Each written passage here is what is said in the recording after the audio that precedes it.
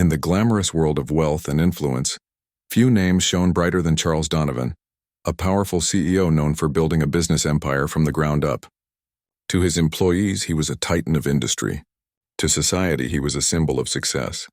But to his daughter, Emily, he was simply Dad. Emily Donovan had once been the life of every party. Bright, cheerful, and filled with dreams, she carried herself with the grace of someone who believed the world was hers to explore. But 2 years ago, tragedy struck. A car accident left Emily paralyzed from the waist down. Her once vibrant spirit dimmed, and though she tried to smile, the pain of being seen as different cut deeper than her father ever realized. Charles loved his daughter fiercely, but he was a man consumed by reputation. In his world of million-dollar contracts and high society galas, vulnerability was seen as weakness. And so, at social events, Emily often found herself sitting quietly at the corner, overlooked, invisible to those who once admired her beauty and charm. The lavish wedding. The story truly began at a wedding, one of the grandest of the year. Charles's nephew was marrying the daughter of another influential family, and the ceremony was nothing short of spectacular.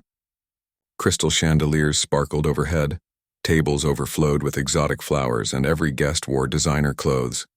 Emily attended in her wheelchair, dressed elegantly in a silver gown her father had chosen. She looked radiant, but her eyes carried a quiet sadness. People glanced at her briefly, offered polite smiles, and then quickly turned away. She was no longer the center of admiration, but rather the subject of silent pity. As the night went on, Emily noticed how no one asked her to dance, how conversations around her ended quickly, and how even relatives struggled to maintain eye contact. She felt invisible, forgotten. Her father, too busy entertaining business partners, barely noticed her isolation. For Charles, the night was about power and networking, not about the daughter who longed for someone to simply treat her as a person, not a burden. The single dad among the sea of wealth and glamour sat a man who did not quite fit in. Michael Carter, a humble mechanic and single father, had been invited only because his younger sister was the bride's childhood friend.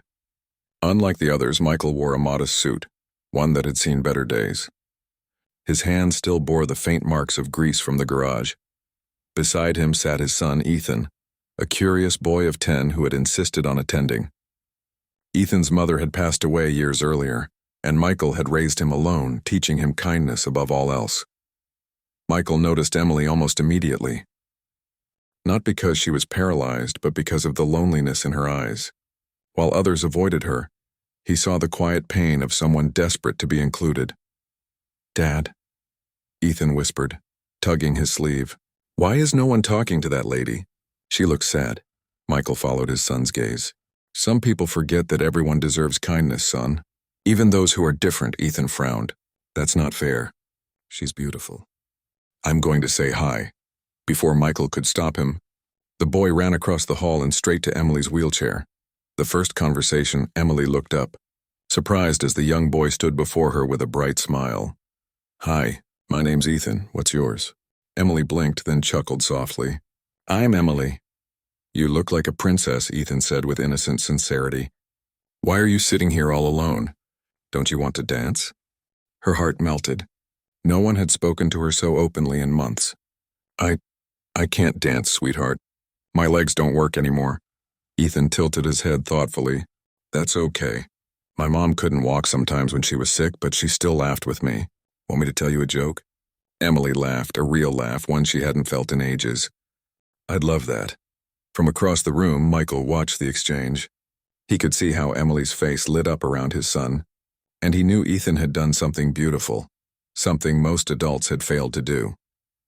The turning point as the music swelled and couples filled the dance floor. Ethan tugged Emily's hand. "Come on." "I'll dance with you," Emily hesitated, embarrassed. "But I'm in a wheelchair, so what?" Ethan shrugged. "I'll dance standing, you dance sitting. It's still dancing." Before she could protest, Ethan began to sway clumsily, making silly moves that made Emily laugh uncontrollably. Soon people around them began to notice. Some smiled, others whispered. But for Emily, none of it mattered, because for the first time in years she wasn't invisible. And then it happened. Michael stepped forward, clearing his throat. His deep voice cut through the murmurs. "Excuse me, everyone." he said, drawing the attention of the hall. "I couldn't help but notice something tonight. While all of us are busy celebrating, this young woman, Emily, has been sitting here alone. Ignored, overlooked. That's not just unfair. That's cruel." The room fell silent. Guests shifted uncomfortably, avoiding eye contact. Michael continued, his voice firm yet compassionate. "I may not have money or status like most of you, but I do know this. Kindness costs nothing. My son saw what we adults failed to see. Emily isn't her wheelchair. She's a person, full of laughter and beauty, who deserves the same joy as anyone else tonight." Gasps echoed through the hall. Emily's cheeks flushed, her eyes wide with emotion. And in that single moment, the atmosphere of the wedding changed forever. Charles Donovan, standing near the stage, felt his chest tighten. For the first time, he truly saw his daughter that night, not as a fragile reminder of tragedy, but as a woman yearning for love, inclusion, and dignity. He realized how blind he had been, too focused on business deals to notice her silent suffering. The words of a humble single father pierced through the walls of pride he had built around himself. As Michael returned to his seat, the hall remained quiet until Emily broke the silence. With tears in her eyes, she whispered, "Thank you." Michael smiled gently. "You don't need to thank me, Emily. You just needed someone to see you." And in that moment, Emily felt something she hadn't in years: hope. But what none of them knew was that this single act of kindness would soon unravel a chain of events that would change their lives forever, bringing challenges, heartbreak, and an unexpected bond between two very different families.